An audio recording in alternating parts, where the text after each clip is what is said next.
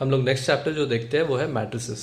Standard 10 का matrices है, ठीक है। देखो मैट्रिसेस क्या होता है ना, किसी भी नंबर का अरेंजमेंट को बोलते हैं मैट्रिसेस, अगर वो रो और कॉलम में। जैसे एग्जांपल हम लोग मैट्रिसेस को कभी रिप्रेजेंट करेंगे तो क्या करेंगे, जैसे स्क्वायर ब्रैकेट 5 3 2 4। तो ये जो अरेंजमेंट ऑफ नंबर हो गया एक बॉक्स के अंदर में, स्क्वायर ब्रैकेट के अंदर में, इसको बोलते हैं हम लोग मैट्रिसेस।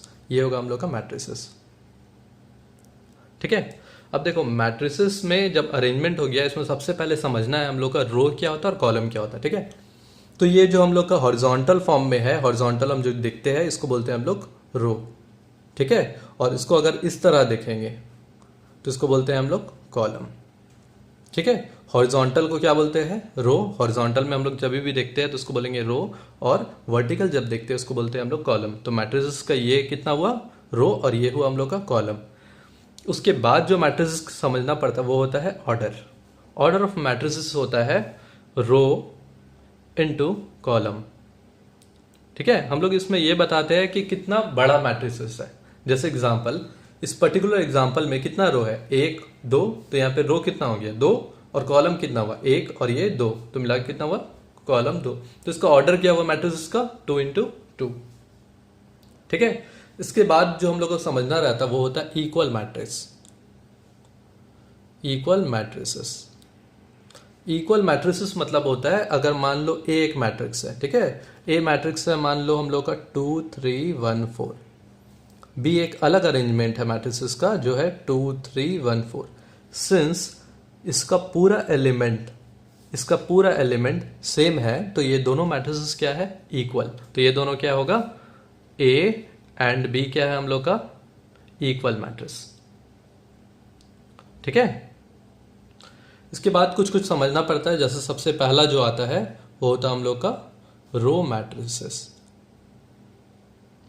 रो मैट्रिसेस क्या होता है, जब सिंपली एक रो रहता है उसको बोलते हैं हम लोग रो मैट्रिसेस। जैसे एग्जांपल देखते हैं 2 1। तो देखो यहाँ पे सिंपल क्या है, एक रो है।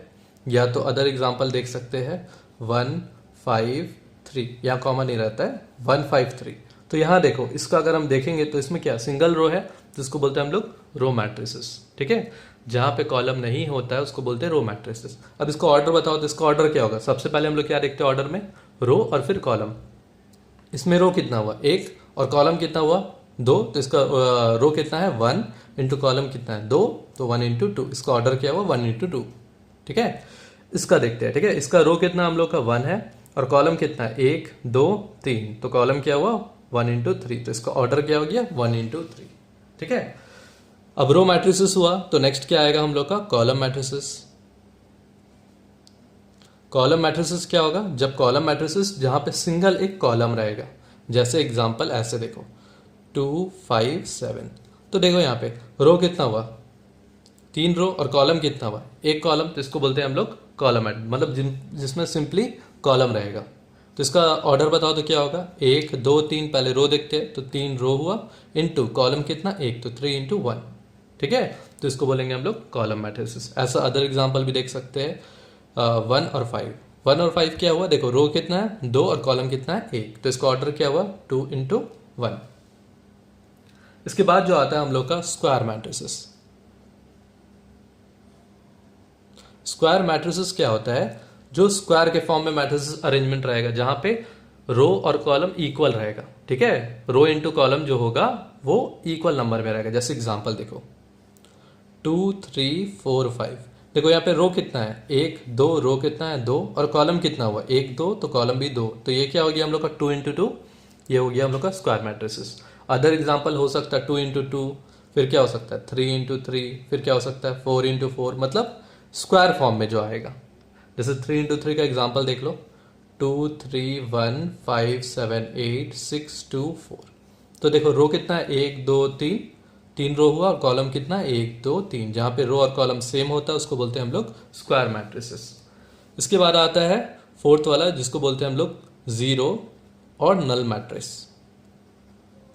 ठीक है। जीरो और नल मैट्रिसेस मतलब होता है जहां पे एलिमेंट जो होता है सिंपली जीरो होता है। जैसे एग्जांपल देखो, ये देखो 0 0, या फिर ऐसे देखो 0, या तो फिर हम लोग ऐसे देख सकते हैं 0 0 0 0, ठीक है। तो जहाँ पे मतलब एलिमेंट जो रहा वो जीरो होता है, जीरो के अलावा कुछ भी नहीं होता, उसको बोलते हैं हम लोग जीरो मैट्रिसेस। इसको ऑर्डर देखते हैं, इसको ऑर्डर क्या होगा, रो कितना है 1 और कॉलम कितना है 2, तो रो कितना 1 इंटू कॉलम क्या है 2, तो इसका ऑर्डर क्या हुआ 1 इंटू 2। क्वेश्चन में पूछा जाएगा ऑर्डर क्या है, इसलिए बार बार हम बोल रहे हैं ऑर्डर क्या होता है, ठीक है। इसका रो क्या है, इसका रो 1 है, कॉलम है, तो क्या होगा 1 इंटू 1। इसका देखो रो कितना है 2 रो है, देखो ये 2 रो हुआ और कॉलम कितना है 2, तो ये भी क्या हो गया हम लोग का 2 इंटू 2, ठीक है।